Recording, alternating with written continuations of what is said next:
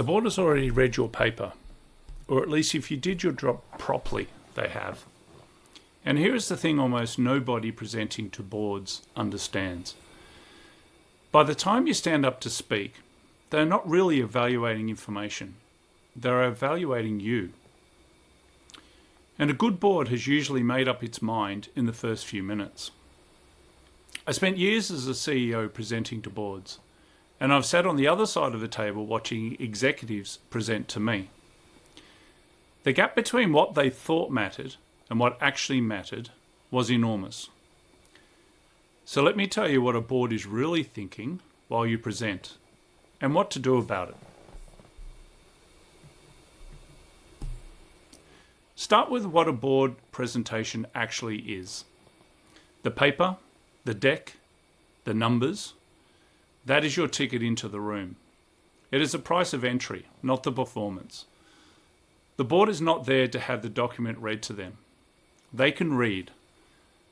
What they're actually doing is answering one quiet question about you. Can we trust this person's judgment when it is hard and when we are not in the room?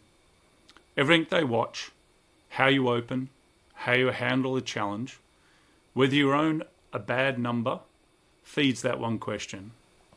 Once you understand that, you stop preparing to inform and you start preparing to be trusted. Here is the most important thing I learned, and it is the one thing the coaches who have never sat in a chair cannot teach you. A board presentation is won before the meeting, not in it. My first board at a national transport company taught me this the hard way. The board papers ran to over 200 pages, and the board did not read them. So directors would arrive at the meeting not across the very parts I needed them to sign off. So I stopped relying on the room. I sat down with each director, one at a time, before the meeting. I found out what they actually wanted to see, what detail mattered to them, and I walked the key ones through the things I needed approval. Because if you just surprise a board with the decision you need, they will very likely not approve it.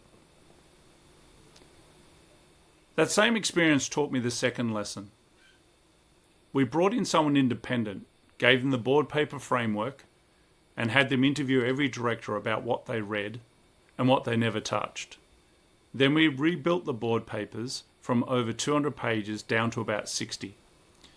Same relevant information, a third of the length. And I set one rule. The papers are given to have been read before the meeting. We do not waste the meeting rereading them. And here is why that matters for you. When you present, what you leave out signals your judgment just as loudly as what you put in. Burying a board in everything is not thoroughness. It is anxiety. It is you managing your own fear of missing something. A board reads that. So do not dump, curate. Walk in having covered everything yourself and understanding what is in those board papers, and lead with the decision and the thinking behind it, not a recap of the document they have already read. Now, the moment that actually decides how a board sees you, it is not the part you rehearsed. It is the question you cannot fully answer. Anyone can read their own slides. What a board learns about you is in what happens next, when a sharp director asks you things you are hoping they would not. This is where most executives lose the room. They bluff, they over-explain, they defend. All three tell the board the same thing. This person cannot sit with the not knowing. The move is the opposite. Composure. You say, I do not know that yet. Here is how I will find out. And here is when I will come back to you.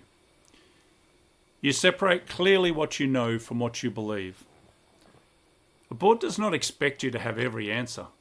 They are testing whether you can be honest and steady when you do not. That is the person they can trust in the seat. Which brings me to the last thing. and it is the one that reframes everything. For a board, how you hold yourself under questioning is not the packaging, it is the content. Think about it from the other side. They are trying to predict how you behave in the top job, when it is hard, when the numbers are ugly, and when they are not in the room to help. The only real data they have on that is how you behave right there in front of them, under pressure. Your composure is the sample. So steadiness beats slickness every time. The polished presenter who wobbles under one hard question loses to the plain one who stays calm and honest. They are not choosing the best presentation. They are choosing the person they trust when it counts. So here is the whole thing.